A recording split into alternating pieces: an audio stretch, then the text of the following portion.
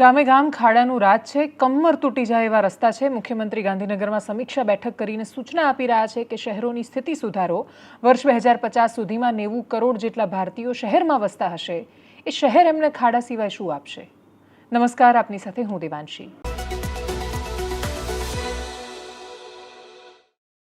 શહેરોની સ્થિતિ, મહાનગરો, નગરોની સ્થિતિ અતિશય દારૂણ બનતી જઈ રહી છે। ગામડામાં રસ્તા બને છે, તૂટે છે, પણ ત્યાં સ્થિતિ એટલી ખરાબ નથી બનતી જેવી રીતે તમે અમદાવાદ, સુરત કે વડોદરા કે રાજકોટ જાઓ ને તમે ચંદ્ર પર ભ્રમણ કરવા માટે નીકળ્યા હોય એ પ્રકારની તસવીરો તમને દેખાય। એ તમને સ્થિતિ મહેસૂસ થાય કે તમે કહેવા માટે શહેરમાં રહો છો, તમે કહેવા માટે ખૂબ બધા રૂપિયા ખર્ચો છો, તમે કહેવા માટે બહુ જ વધારે ટેક્સ આપી રહ્યા છો, તમે કહેવા માટે જેટલું કમાઓ છો એ બધું જ તમારું ખર્ચમાં જતું રહે છે। તમે કહેવા માટે સ્માર્ટ શહેરમાં છો, પણ સ્માર્ટનેસના નામે તમને ખાડા, કમરનું તૂટવું, ખરાબ પાણી, ખરાબ હવા, પ્રદૂષણ, એના સિવાય શું મળી રહ્યું છે? આ પ્રશ્ન બહુ જ મોટો છે। રોજગારીની તલાશમાં પોતાનું ગામ, પોતાનું વતન, પોતાનું ઘર, પોતાનો પરિવાર છોડીને આવેલો માણસ શહેરમાં શું મેળવી રહ્યો છે? શું શહેર એને આપી રહ્યા છે? એ સપના જે પૂરા કરવા માટે આવે છે એ સપનાનું અસ્તિત્વ રહે છે? એ સપના જ નથી વધતા મોટા ભાગે માણસના। એ એટલા ચક્રવ્યૂહમાં પીસાઈ જાય છે કે દરરોજ જવાનું છે, કમાવાનું છે, ખાવાનું છે, બાળકોની સ્કૂલની ફીસ ભરવાની છે, હોસ્પિટલમાં જરૂર પડે તો ખર્ચો આપવાનો છે, લગ્નની તૈયારી માટે પૈસા ભેગા કરવાના છે અને એના પછી છેલ્લે મરી જવાનું છે।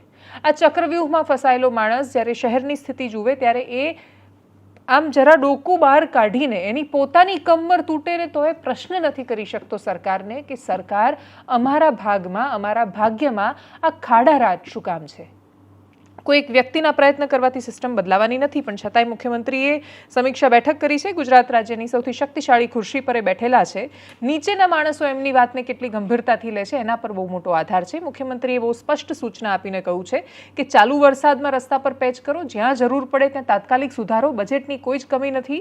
જે પણ વ્યક્તિ છે એણે જે કામ લીધું, તમે 6 મહિનાનું, વર્ષનું, 3 વર્ષની કોઈક તો ગેરંટી લીધી હશે, એની દરમિયાન જો એ કોન્ટ્રાક્ટરના કામમાં પ્રશ્ન આવે છે, એની કોઈ સમસ્યા છે તો એની પર કેસ કરો, ફાઇલ કરો, ગમે તે કરો, પણ સ્થિતિ સુધારો।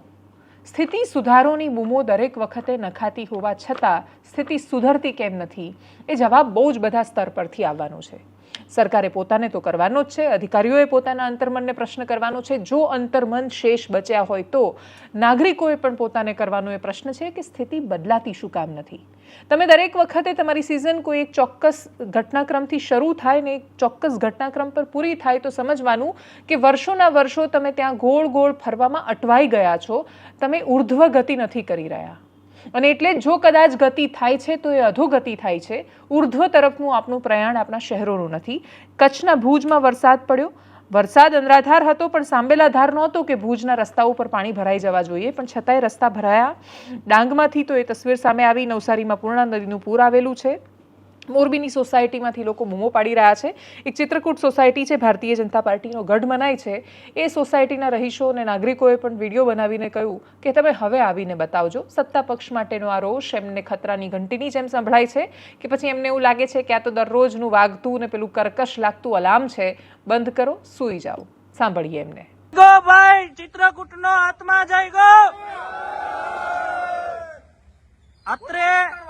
અત્રે ભેગા થયેલા ચિત્રકૂટના તમામ સભ્યોની રજૂઆત છે કે આ 1 થી 6 નંબરના જેટલા રોડ પાણીની સમસ્યા છે એ સોલ્વ થવી જોઈએ, નહીં તો આવતા વખતે ગટરની અને બધી સમસ્યા સમાધાન થવું જોઈએ, નહીતર આવતા વખતે ભાજપની કાર્યાલય ખોલવાની થતી નથી। બરોબર છે?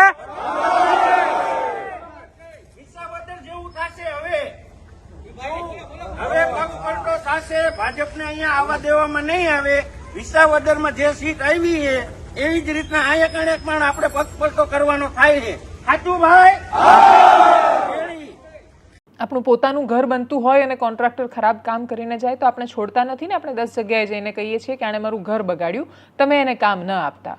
સરકારી કોન્ટ્રાક્ટરો વર્ષોથી જલસા કરી રહ્યા છે। એનું એક સાદું ગણિત અને કારણ માત્ર એટલું છે કે કામ કરવા માટે આપી રહેલા જે માણસો છે એ આ રાજ્યને અને આ દેશને પોતાનું ઘર નથી સમજતા। એમને કદાચ એ ગંભીરતાનો અહેસાસ જ નથી. રાજ્યની રાજનીતિ શું કરી રહી છે? રાજનીતિમાં તો ચૈતર વસાવા અને ગોપાલ ઇટાલિયા ખૂબ ચર્ચામાં છે, રાજુ કરપડા પણ ચર્ચામાં છે. આમ આદમી પાર્ટી શું કામ કોંગ્રેસ કરતાં પણ આટલી વધારે ચર્ચામાં છે? એટલી બેઠકો ન હોવા છતાં જવાબ બહુ જ સરળ છે કે ખૂબ આક્રમક છે. અને જ્યારે આક્રમકતા સાથે મેદાનમાં ઉતરે છે ત્યારે ભારતીય જનતા પાર્ટી પાસે પ્રતિકાર કરવા માટે સામી આક્રમકતા સિવાય બીજો કોઈ રસ્તો નથી રહેતો. પણ એ બંનેને આક્રમકતાની વચ્ચે જો કોઈ પીસાતું હોય અથવા કોઈ પપેટની જેમ આવતું હોય સામે, તો દરેક વખતે એ પોલીસનો રોલ એના પર બહુ પ્રશ્નો ઊભા થઈ જાય છે. ગોપાલ ઇટાલિયા જ્યારે રાજપીપળા અદાલતની બહાર હતા અને એમને રોકવામાં આવ્યા ત્યારે અને એમણે બહાર આવીને FIR સમજાવી રહ્યા હતા ત્યારે એમણે એવું કહ્યું કે અહીંયા સંઘવી રાજ નહીં, કાયદાનું રાજ ચાલે છે. એ ગૃહમંત્રી હર્ષ સંઘવીને નિશાને લઈ રહ્યા હતા. એ પહેલેથી જ ગૃહમંત્રી હર્ષ સંઘવી પર ખૂબ સખત ટીકા ટિપ્પણી કરતા આવ્યા છે અને ટીકા ટિપ્પણી કરતાં કરતાં એમના પર થતા ખૂબ બધા પ્રશ્નોની વચ્ચે હવે વિસાવદરના ચૂંટાયેલા ધારાસભ્ય પણ બની ગયા છે. ટીકા ટિપ્પણીઓથી બહાર નીકળીને કન્સ્ટ્રક્ટિવ કામ કેટલું થઈ શકશે વિપક્ષ તરીકેની ભૂમિકામાં, એના પર સવાલો બહુ શેષ ત્યાંના ત્યાં રહેવાના છે. ખૂબ બધા ધારાસભ્યો છે, આક્રમકતાથી લડે છે, સોશિયલ મીડિયામાં એમના વિડીયો બહુ વાયરલ થાય છે, એમની ખૂબ ચર્ચા પણ થાય છે. ક્ષેત્રની તસવીર બદલાઈ શકે છે. ડેડિયાપાડા જેવા વિસ્તારમાંથી આવતા ચૈતર વસાવા હોય કે પછી વિસાવદરમાંથી ચૂંટાઈને આવેલા ગોપાલ ઇટાલિયા વિકાસને ઝંખતા માણસો છે. એ વિકાસ નહીં કે જે સરકારોનો દરેક વખતે હોર્ડિંગ્સમાં દેખાય છે અને ગ્રાઉન્ડ પર નથી દેખાતો. એ વિકાસ જે સાચા અર્થમાં એમને મહેસૂસ થાય કે એમના જીવનમાં ફરક પડ્યો છે. એ વિકાસ એમના સુધી આ વિપક્ષના ધારાસભ્યો પહોંચાડી શકશે કે કેમ, એ વાતનો જવાબ આટલા સમય પછી ચૈતર વસાવા પણ પોતે નથી આપી શક્યા.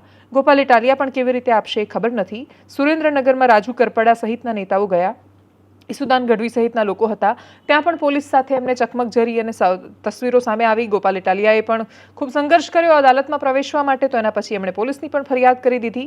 સુરતમાં પણ આમ આદમી પાર્ટીએ ભેગા થઈને વિરોધ કર્યો. આમ આદમી પાર્ટી વિપક્ષની ભૂમિકા નિભાવવાનો પ્રયત્ન ખૂબ સરસ રીતે કરી રહી છે.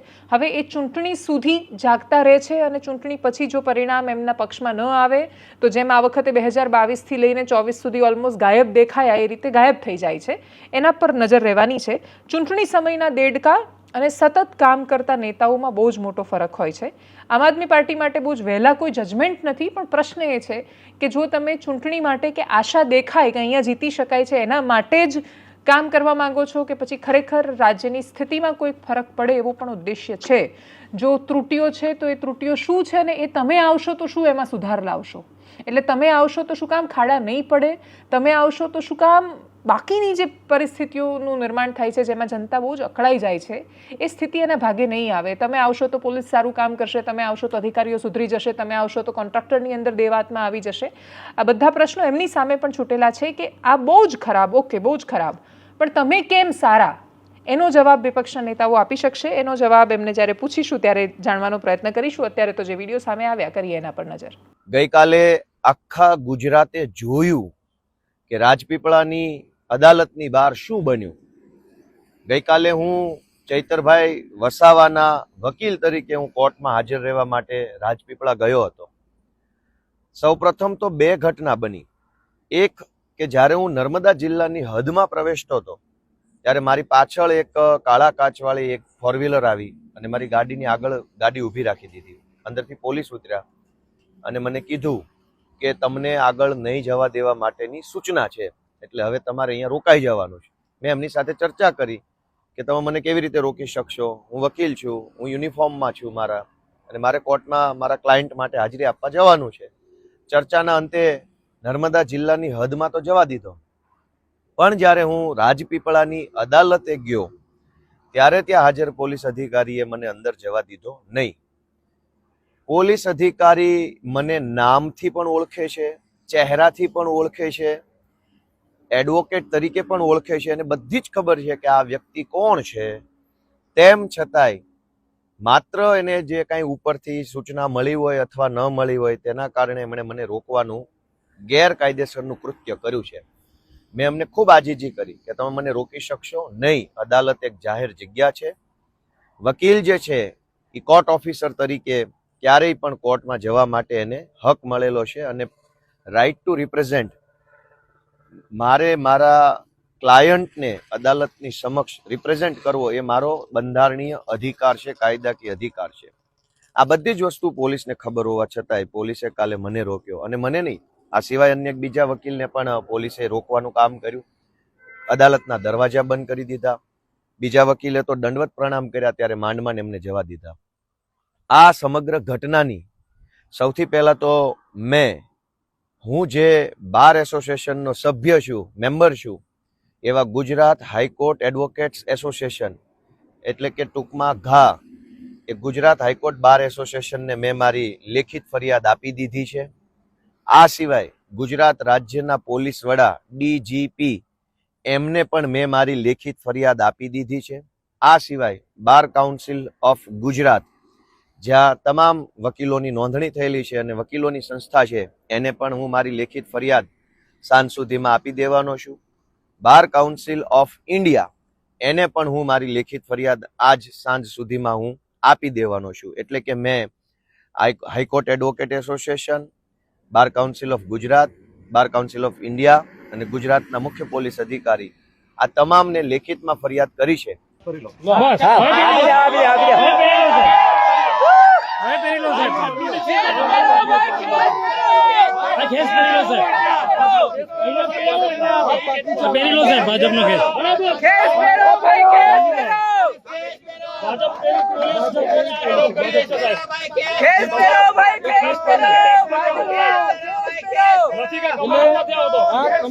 તમારો પગાર નથી આવતો.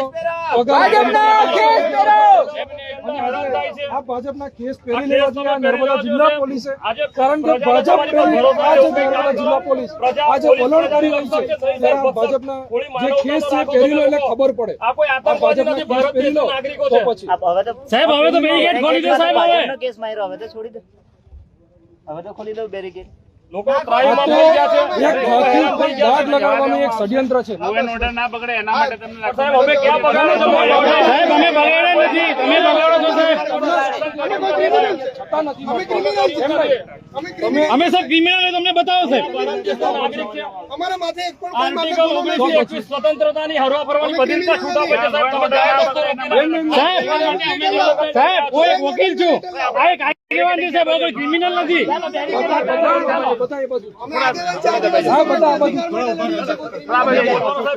વિનંતી છે કે એક એક ઘરે, ચાહે ગામડું હોય કે ચાહે વોર્ડ હોય, એક એક ઘરે જઈને હાથ જોડીને વિનંતી કરીને આપણો સંદેશ, વિસાવદરથી જે સંદેશ આવ્યો છે એ ઘરે ઘરે જો પહોંચાડીશું તો આવતા 6-8 મહિના પછી અહીંના જિલ્લા પંચાયતના પ્રમુખ અને મેયર, પહેલા મેયર આપણા હશે. દોસ્તો, આપણે એક ઇતિહાસ બનાવી શકીએ એમ છીએ કે આ મહાનગરપાલિકા બન્યા પછી પહેલી ચૂંટણી છે. સુરેન્દ્રનગરના ઇતિહાસનો પહેલો મેયર જો આમ આદમી પાર્ટીમાંથી બને તો તકતી ઉપર લખાઈ જાય કાયમ માટે. એટલે પહેલી જ વખત ખુરશી ઉપર બેહે માણસ ઈમાનદાર હોય, લોકપ્રેમી હોય એવી કોશિશ આપણે કરવાની છે. ચોરના પેટના આવીને પહેલી વાર બેહી જાય તો હલશે નહીં. એટલે દોસ્તો આપણે ખૂબ મહેનત કરવાની છે. ભગવાન આપણને બળ આપે, ઈશ્વર આપણને શક્તિ આપે એવી પ્રાર્થના કરું છું. દોસ્તો, આજે PGVCL વાળાને મન ફાવે ત્યારે ખેડૂતોને દંડ આપે. જાણે બારવટિયા ગામડા ભાંગવા નીકળ્યા હોય એમ ગામમાં 10-20 ગાડીઓ લઈને ઘૂસી જાય, ખેડૂતોને ખોટી રીતે દંડ ફટકારે, ઘરે ચા પીવે, તમારું કાંઈ નથી એવું કે, અને અઠવાડિયા પછી નોટિસ આવે, ₹1,00,000 દંડ, ₹1.5 લાખ દંડ, ₹2 લાખનો દંડ. આવું થાય છે? મારી વાત સાચી છે દોસ્તો? અમે એ સપનું લઈને નીકળ્યા છીએ. આજે ઈસુદાનભાઈ છે ને ગોપાલભાઈ છે. આવનાર સમયમાં સરકારમાં જે મહત્વની જવાબદારી ઉપર 2027માં જે લોકો બેસવાના છે બંને આપણી વચ્ચે ઉપસ્થિત છે. ત્યારે એક મહત્વની વાત એ કરું કે અમે સપનું જોયું છે કે ખેડૂતોને જે PGVCLના અધિકારીઓ સૌરાષ્ટ્રમાં હેરાન કરે છે, અમે ઈચ્છીએ છીએ કે PGVCLનો કર્મચારી ખેડૂતના ખેતરમાં રિપેરિંગ સિવાય ક્યારેય પગ ન મૂકે, એટલે વીજળી મફત કરવા માટેનું સપનું પણ અમે લોકોએ જોયું છે. જેવી રીતે પંજાબમાં ખેડૂતોને વીજળી મફત આપવામાં આવે, ગુજરાતમાં શા માટે ન મળે? અહીંયા પાક નુકસાન થાય છે, ખાતરની થેલી લેવા જાવ તો ખાતર નથી મળતું, DAP લેવા જાવ તો સાથે નેનોન બિનજરૂરી પ્રોડક્ટ પધરાવે, યુરિયા લેવા જાવ તો એની સાથે બિનજરૂરી પ્રોડક્ટ પધરાવે. અતિવૃષ્ટિથી પાક નુકસાન જાય, કમોસમી વરસાદથી પાક નુકસાન જાય. અત્યાર સુધીમાં ભાજપના એક પણ નેતાએ ખેડૂત માટે રજૂઆત કરી છે ખરા? આ તમારો ભાઈ ખેડૂતો માટે જીવ રેડી દેવા આવ્યો છે. આબરૂ તમારા હાથમાં છે, આબરૂ ન જવા દેતા. અને હવે વાત એક એવા અન્યાયની જે એક રૂમની અંદર થાય છે. કોઈ પણ એક કોલેજ, એમાં જેટલા પણ પ્રાધ્યાપકો હોય, જેટલા પણ પ્રોફેસર હોય, એક સાથે એક જગ્યાએ બેઠા હોય. પણ અમુક પ્રોફેસર સાથે એવું થાય કે એમને એ પોતાના સ્ટુડન્ટની આંખોમાં પણ આંખો નાખીને પૂરી ગરિમા સાથે વાત ન કરી શકે. અમુક અધ્યાપકો સાથે એવું થાય કે દિવાળી પર એમના ત્યાં કામ કરતા પટાવાળા પણ એમની પાસેથી દિવાળીનું કશું કાપશે એવી અપેક્ષા ન રાખે. એ અમુક પ્રોફેસરની સાથે એવું થાય કે એમને ત્યાં કામ કરતા બાકીના કર્મચારીઓ જે એમના કરતા અનુભવમાં પણ નાના છે, ખૂબ ઓછા વર્ષની નોકરી છે, એ પણ એવું ન વિચારે કે આપણે નાસ્તો મંગાવ્યો છે તો એમની પાસેથી પણ એનો ભાગ લઈશું એટલા માટે, કેમ કે બધાને ખબર છે કે એ ખૂબ ગરીબ છે. એવું કેવી રીતે થાય? કોઈ વર્ષોથી કામ કરે છે, એટલા વર્ષોથી પ્રોફેસર તરીકે કામ કરી રહ્યું છે, તો આટલી અસમાનતા કેવી રીતે હોઈ શકે કે ત્યાં કામ કરતા ઓફિસ બોયને પણ એવું લાગે કે એમની પાસેથી આપણે ટીપ નથી લેવા જેવી, કેમ કે એમને નહીં પોસાય, કેમ કે વર્ષોથી કામ કરતા ઓફિસ બોયનો પગાર 80,000 થઈ ગયો હોય પણ એ પ્રોફેસરનો પગાર 8,000 જ હોય. પ્રોફેસરનો પગાર 8,000 હોઈ શકે. હું વાત કરી રહી છું પાર્ટ ટાઈમ પ્રાધ્યાપકોની. ગુજરાત રાજ્યમાં જ્યારે જે તે સમયે અધ્યાપકોની ભરતી કરાતી હતી ત્યારે બે રીતે બે પ્રકારની ભરતી થઈ. એક ફૂલ ટાઈમ માટે ભરતી કરાઈ, એક પાર્ટ ટાઈમ માટે કરાઈ. બંનેમાં સેમ શરતો હતી, સેમ રીતે ઇન્ટરવ્યૂ હતો, યુજીસીના જે નિયમો હતા એ ફોલો કરવાના હતા. ફરક ખાલી એટલો હતો કે એક પ્રોફેસર જો 16 પીરિયડ લેતા હોય એક અઠવાડિયાના, જે ફૂલ ટાઈમ કામ કરે છે, તો આ લોકોએ 3 પીરિયડ લેવાના, કાં તો 6 લેવાના અને કાં તો 9 થી 10 જેટલા પીરિયડ લેવાના. એ લેવાતા તાસ પ્રમાણે એમની ભરતી કરવામાં આવી. હવે અનેક એવા પ્રોફેસર છે, અમારી ઓફિસ પણ આવ્યા હતા અને એમની સાથે મળ્યા પછી ખબર પડી કે કોઈ 1996થી કામ કરી રહ્યું છે, 95થી કામ કરી રહ્યું છે, 30 વર્ષ થયા એમની નોકરીને, પણ એમને પગાર છે 8,000, 16,000 ને મહત્તમ 24,000. જો તમે 16 લેક્ચર પૂરા લઈ રહ્યા છો તો તમને 3 લાખ જેટલો પગાર મળે છે. પણ જો તમે 10 લેક્ચર લઈ રહ્યા છો અને તમારા એવા ભાગ્ય કે તમારી એ રીતે નોકરીમાં ભરતી થઈ છે તો તમને 24,000 પગાર મળે છે. 24,000 અને 3 લાખની વચ્ચે ભેદ બહુ મોટો છે. સવાલ અહીંયા માત્ર ભાગ્યનો નથી, સવાલ નિયમો ન અનુસરવાનો છે. એક જ કોલેજમાં રહેતા આ પ્રોફેસર અને ખૂબ વધારે અનુભવ ધરાવતા આ લોકોને પણ પગાર શું કામ નથી મળતો? યુજીસીને પણ ખબર હતી કે આ વાત આખી અન્યાયપૂર્ણ છે ને એટલા જ માટે યુજીસી આ ભરતી પર રોક લગાવી અને પછી કહ્યું કે આ નિયમો છે એ પ્રપોર્શનલ નિયમો અને એમને પગાર, એમના ભથ્થા જે મળવા જોઈએ તમે લાગુ કરો. પ્રપોર્શનેટનો મતલબ એ છે કે તમે કોઈકને 16 તાસ લેવા માટે, 16 પીરિયડ લેવા માટે 3 લાખ રૂપિયા આપી રહ્યા છો, તો એક વ્યક્તિ જો 10 પીરિયડ લઈ રહ્યું છે તો તમારે એને એનો અડધો પગાર આપવો જ પડે. આ પ્રકારે આ વાત થઈ. આમ કેસ આખો હાઈકોર્ટમાં પણ ગયો. હાઈકોર્ટમાં ગયા પછી જે તે સમયે જસ્ટિસ પારડીવાલાની બેચ હતી, એમણે આ પાર્ટ ટાઈમ પ્રાધ્યાપકોના પક્ષમાં ચુકાદો પણ આપ્યો. પણ એના પછી સરકારે કહ્યું કે ના, અમને મંજૂર નથી. મંજૂર નથીનું કારણ બહુ જ સરળ હતું કે 100 જેટલા પ્રોફેસર છે પણ એમને પગાર આપવામાં એમને એટલે પેટમાં દુખે છે કેમ કે એવું કહે છે કે પેલા પ્રોફેસરને તો અડધો કેન્દ્ર સરકાર ખાસો બધો આપે છે, આમાં તો બધો અમારે આપવાનો થાય. અમારે આપવાનો થાયના ચક્કરમાં એ જે પ્રોફેસર ખાસા વર્ષોથી લડાઈ લડી રહ્યા છે, જે ગયા વર્ષે ને એના આગલા વર્ષે પણ અમારે ત્યાં અમારી જ ચેનલમાં પોતાની લડાઈ વખતે કશુંક બોલ્યા હતા, એમાંથી અમુક લોકો તો હયાત પણ નથી. 30 વર્ષથી સિસ્ટમ સામે લડતા લડતા માણસો મરી ગયા અને તોય સ્થિતિ ન બદલાઈ. 30 વર્ષથી એક જ મુદ્દાનો કાર્યક્રમ હોય, દરેક ચૂંટણી પહેલાં લડવાનું હોય ને દરેક ચૂંટણી વખતે આમ તમને આમ ભીખ આપતા હોય એ રીતે થોડો પગાર વધારો સરકાર કરે, 2,000નો ને 1,000નો ને 3,000નો, અને એમાંય 10 વાર ગણાવે અને પછી એન્ટ્રી ન આપે. કેટલું દુર્ભાગ્યપૂર્ણ છે. જેટલા પણ નેતાઓ છે બધાએ લખેલા એમના પત્રો છે. પાર્ટ ટાઈમ અધ્યાપકો, એમના કામ તો એમના ભાગમાં એટલું જ આવે છે. સૌથી ઇન્ટરેસ્ટિંગ વાત એ છે કે એમાંથી ઘણા બધા અધ્યાપકો એવા પણ છે કે જે સબ્જેક્ટ એક્સપર્ટ તરીકે, વિષય નિષ્ણાંત તરીકે જીપીએસસી જેવી સંસ્થાઓમાં ઇન્ટરવ્યૂ લેવા માટે જાય છે, એવા લોકોના જે લોકોને પ્રોફેસર તરીકે હાયર કરવાના છે. એમનો પોતાનો પગાર 20,000 હોય છે, પણ જેનો ઇન્ટરવ્યૂ લઈ રહ્યા છે એના માટે સુનિશ્ચિત કરે છે કે એને ખૂબ સારો પગાર આવે. આ અવિરત શોષણ છે જે છેલ્લા 30 વર્ષથી ચાલી રહ્યું છે. એડહોકના કેસમાં કોર્ટે ના પાડી.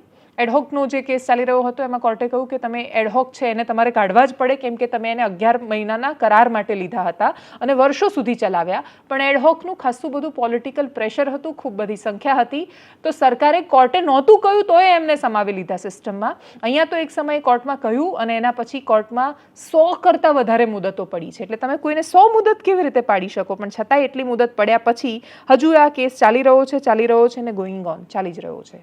મંત્રી ઋષિકેશ પટેલ છે અત્યારે, એ સિવાયના પણ જે નેતાઓ અત્યારે ખૂબ મુખ્ય સ્થાન પર છે એ લોકો માત્ર ધારાસભ્ય હતા અને અધ્યાપકો એમની સામે રજૂઆત કરવા માટે જતા હતા ત્યારે બધાએ એમને પત્રો લખીને આપેલા છે. કુબેરભાઈ ડિંડોર પણ જ્યારે ઉચ્ચ અને શિક્ષણ મંત્રાલયમાં રાજ્યકક્ષાના મંત્રી હતા એ તો આ વિષયને ખૂબ નજીકથી જાણે છે કેમ કે પોતે પ્રોફેસર છે. બધા જ આ પ્રશ્ન જાણતા હોવા છતાં અને બધાને ખબર હોવા છતાં કે આ 100 માણસો જે વાત કરી રહ્યા છે એમના હકની વાત છે, બધા રિટાયરમેન્ટના મેક્સિમમ 10 વર્ષના અંતરે છે, કોઈક 5 વર્ષના અંતરે છે, કોઈક 2-3 વર્ષના અંતરે આવીને ઊભું છે, અને છતાંય હજી એમની અંદર એ આશા જીવતી છે અને એટલે જ હજી એ ખાલી 100 માણસો હોવા છતાં લડાઈ લડી રહ્યા છે. એ ગુજરાત રાજ્યમાં અને રાજ્યની સરકારના હાથમાં છે કે એમણે એ સાબિત કરવાનું છે કે એ ખરેખર આંધળા બેરા નથી. એમને ફરક પડે છે 100 માણસોના અવાજ ઉઠાવવાથી. એ બહુ જ મોટું પોલિટિકલ ગ્રુપ નથી. એમની સંખ્યા એટલી બધી નથી કે સરકાર પર દબાણ ઊભું કરી શકે. એ દબાણ નથી ઊભું કરી શકતા તો એ સતત પ્રેશરમાં રહીને કામ કરી રહ્યા છે અને છતાંય સતત શોષણ થઈ રહ્યું છે. શોષણ એ આ રાજ્યના અધ્યાપકનું કેવી રીતે થઈ શકે? આ પ્રશ્નના જવાબની અપેક્ષા. એમણે જ્યારે પ્રોટેસ્ટ કર્યો હતો અને ત્યારે એ વખતે એમણે પોતાની વાતને પીડાને કઈ રીતે વ્યક્ત કરી હતી, કરીએ એના પર નજર. સાહેબ, પહેલી તો વાત એ કે માતૃત્વ ધારણ કરવાની મેડિકલ લીવ પણ નથી મળી અમને કોઈને. જેણે માતૃત્વ ધારણ કર્યું એ બધા LWP પર ગયા છે અને એવી રીતે આ એક મેડિકલ લીવ પણ, મેટર્નિટી લીવ પણ નહીં, મેડિકલ લીવ પણ નહીં. આટલું બધું શોષણ કેવી રીતે ચલાવી લેવાય? એક મંત્રી તરીકે તમે સમજી જ ના શકો? 30 વર્ષ જતા રહે, આટલા મંત્રીઓ બદલાઈ જાય અને તમે સાંભળો પણ નહીં? એક શિક્ષકની વ્યથા જ નહીં સાંભળવાની, આટલો બધો અન્યાય. અમારા જ બાળકો રહી જાય છે. અમને અફસોસ એ વાતનો છે કે અમારા જ બાળકોને અમે સારું શિક્ષણ નથી આપી શકતા, કે જેથી 18,000માં અમારું ઘરનું કેવી રીતે પૂરું કરવું એ એક મોટો પ્રશ્ન છે. અત્યારે હાલમાં પટાવાળાનો પગાર પણ 40,000થી 50,000ની આસપાસ છે, જ્યારે અમારે સ્ટાફ રૂમમાં પણ નીચું જોઈએ જો કોઈ અમને પગાર પૂછે છે ત્યારે અમારો 18,000 કહેતા પગાર કહેતા પણ અમે એક પ્રોફેસર તરીકે શરમ આવે છે. 5 શિક્ષણ મંત્રી બદલાઈ ગયા, અમે ત્યાંના ત્યાં જ છીએ. અમને એવું સાંભળવા મળે છે કે અમે ચોક્કસ તમારા પ્રશ્નો ધ્યાનમાં લઈશું, અમે ચોક્કસ ધ્યાનમાં લઈશું. હજી સુધી તો કંઈ ધ્યાનમાં લેવાયું નથી. એ જ કહેવું છે કે સાહેબ, અમારો પગાર ધોરણ જોતા એવું લાગે છે કે અમારું જીવન ધોરણ એટલું નીચું છે. અમને લોન લેવાને બી અમે સક્ષમ નથી. અમને બેંકમાંથી લોન ના મળે કારણ કે અમારો પગાર 18,000 છે. અમે લોન લેવા, અમારું પોતાનું ઘર ના બનાવી શકીએ કારણ કે અમારે લોન ના મળે. અમારા બાળકોને અમે સરકારી સ્કૂલમાં નાખી શકીએ, અમે પ્રાઇવેટ સ્કૂલમાં એડમિશન નથી, ટ્યુશન અફોર્ડ નથી કરી શકતા, અમે એને મેડિકલમાં ભણાવી નથી શકતા કારણ કે અમારી પાસે અત્યારે એટલા પૈસા જ નથી કે મેડિકલની ફી ભરી શકીએ. અમારા પેરેન્ટ્સ બીમાર પડે તો એમને કોઈ સારી અમે મેડિકલ ફેસિલિટી નથી આપી શકતા કારણ અમારી પાસે એટલો પગાર ધોરણ જ નથી કે અમે એમના માટે કંઈ કરી શકીએ. અમારા તો માંદા પડવાની વાત જ નથી કરતા. અમે ફેસિલિટી કોઈ ભોગવતા જ નથી. અમે લોકો અમારા પેરેન્ટ્સ, અમારા બાળકોને એજ્યુકેશન, મેડિકલ ફેસિલિટી કશું જ અફોર્ડ નથી કરી શકતા અને છતાં સમાજમાં એક અધ્યાપક તરીકે અમારે એક હસતું મોઢું રાખીને અમારે પ્રેઝન્ટ થવું પડે છે કે જો અમે અધ્યાપક છે. અમારા વિદ્યાર્થીઓને અમે અમારું પગાર ધોરણ નથી કરી શકતા. કેમ? કારણ કે એ લોકો અમને પગાર જાણે તમને એમ કહે છે મેડમ અમારી દુકાનમાં અમે એનાથી સારો વકરો કરીએ છીએ, આવો મારી દુકાનમાં તમને અમે નોકરી આપીએ તો તમે સારું ધોરણ મેળવશો. તો અમને એટલી શરમ આવે છે ક્લાસમાં જઈને પાર્ટ ટાઈમ અધ્યાપક કહેતા કારણ કે અમારા વિદ્યાર્થી અમારા કરતાં વધારે કમાય છે. હા, હું તો એટલું જ કહીશ કે સરકાર એક અમારા પ્રશ્નનો જવાબ આપે, સમજી વિચારીને આપી શકે. અમે અમારા બાળકોને કહીએ છીએ કે બેટા ભણો, ભણવામાં આપણું ભવિષ્ય છે એવું સરકારશ્રી પણ કહે છે. તો બાળક અમને તરત જ પ્રશ્ન પૂછે છે કે પપ્પા તમે તો આટલું બધું ભણ્યા છો તો તમે ભણીને શું મેળવ્યું? આ જવાબ અમે આપી શકતા નથી. તો સરકારશ્રી અમને એવો એક જવાબ આપે કે અમે અમારા બાળકોને જવાબ આપી શકીએ. એવું કહેવાય છે કે શિક્ષણ મંત્રીઓનો ઇતિહાસ એવો રહ્યો છે અને શિક્ષણમાં એ ખૂબ બધી હાઈ લેતા હોય છે કે જે આ પદ પર આવે છે એના પછી મોટાભાગે રાજનીતિમાં છેલ્લા કેટલાય વર્ષોથી પુનરાવર્તિત નથી થતું. આનંદીબેન હતા મુખ્યમંત્રી તો બન્યા પણ પછી એમની પોલિટિક્સમાં બહુ જ આગળ નથી વધી શક્યા. રમણલાલ વોરાથી માંડીને ખૂબ બધા એવા ઉદાહરણ છે. ખૂબ મહત્વના પદ પર રહ્યા પછી ભૂપેન્દ્રસિંહ ચુડાસમા પણ એનું ઉદાહરણ છે, જીતુ વાઘાણી એનું ઉદાહરણ છે. એટલે ખૂબ મોટા પદ પર પહોંચ્યા પછી હાઈ ભાગમાં આવતી હોય, ઈચ્છાએ કે અનિચ્છાએ, પોતાના કર્મે કે બીજા કોઈના કર્મે, પણ પ્રશ્ન ત્યાં રહી જાય છે કે તમે એમને સાંભળવા છતાં ઇગ્નોર કરો છો. એક પ્રશ્ન તમારા કાને આવ્યો, તમને પણ સમજાયો કે એ સાચો છે અને તોય તમે કથિત પ્રેક્ટિકલ હોવાના નાતે એક બાજુ જ્યારે કરોડો રૂપિયા તમે પેચ લગાવવાના નામે બજેટની કોઈ જ ખોટ નથી એવું કોઈને કોન્ટ્રાક્ટરોને ખવડાવો છો અને એમના પેટ મોટા ને મોટા થતા જાય છે અને બીજી બાજુ એક પ્રોફેસર આટલી મહેનત કરે છે, બાળકોને ભણાવે છે અને તમે એને 8,000 રૂપિયા પગાર આપો છો. આટલી અસમાનતાની ખાઈમાં પ્રોફેસર્સને ન ધકેલવા જોઈએ. છેલ્લે વાત એ બહુ જ મોટી અસમાનતાની ખાઈની જ કરવી છે. વાત જરવાણીની કરવી છે, લીંબાડા ફળિયાની. એક વિડીયો ખૂબ વાયરલ થયો સોશિયલ મીડિયામાં કે પ્રસૂતાને જોડીમાં લઈને જવું પડ્યું. અમે વિચાર્યું કે દરેક વખતે આપણે વિડીયો જોઈએ પછી એવું કહીએ કરરરા તો બહુ ખરાબ થઈ રહ્યું છે અને પછી આપણે બીજા સમાચાર પર આગળ વધી જઈએ. શું કામ એવો પ્રયત્ન ન કરીએ કે જઈએ ત્યાં એમના ગામમાં જઈએ અને સ્થિતિ સમજવાનો પ્રયત્ન કરીએ કે એ લોકો કઈ અવસ્થામાં રહે છે. અને એટલા જ માટે અમે પહોંચ્યા જરવાણી, લીંબાડા ફળિયા. ત્યાંથી શું દેખાયું આખો વિડીયો અમારી ચેનલ પર ઉપલબ્ધ છે. તમે સંક્ષિપ્તમાં એનું જે ટીઝર છે નાનું એ જોઈ શકો છો.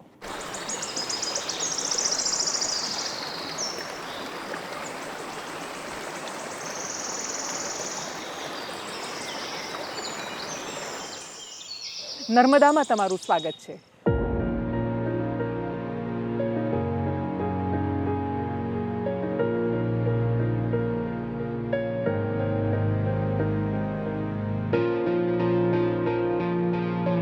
દુનિયામાં જો ક્યાંય પણ સ્વર્ગ છે તો અહીંયા છે. હું ગુજરાતના પૂર્વ પટ્ટા માટે વારંવાર કહી શકું છું, પણ એ વારંવાર કહેવાથી શું એ સ્વર્ગમાં રહેતા માણસોનું જીવન બદલાય છે?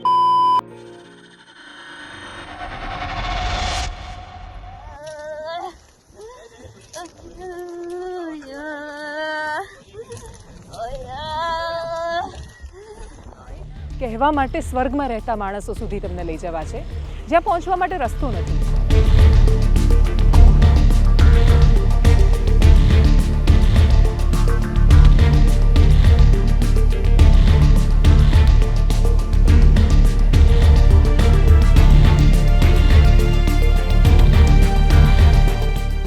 કોઈ પણ એક મંત્રીની તાકાત હોય તો આવે ને એની નાની છોકરીઓ છે એમની આંખોમાં આંખો નાખીને એવું કહે કે અમે તારા માટે ભવિષ્ય સુનિશ્ચિત કર્યું છે, તો એ માંગે એ કદાચ આ બધા જ લોકો આપવા તૈયાર છે. કુદરત એમને એ માંગે એ આપશે.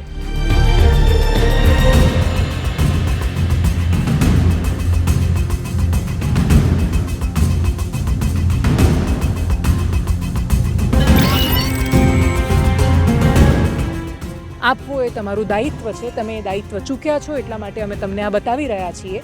કડવું લાગે ને તોય આ કહી રહ્યા છીએ, પણ તમે એને દવા સમજીને પી જાઓ, ગટગટાવી જાઓ, પણ આ પ્રદેશને સાજો કરો, કેમ કે તમારો વિકાસ અહીંયા બીમાર થઈને લથડિયા ખાઈને પડી ગયો છે.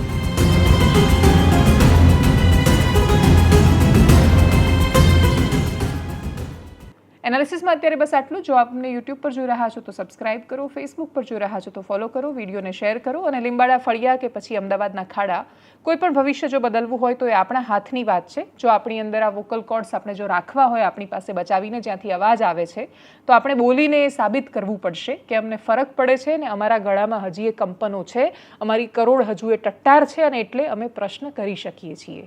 જવાબની અપેક્ષા રહેવાની છે. નમસ્કાર.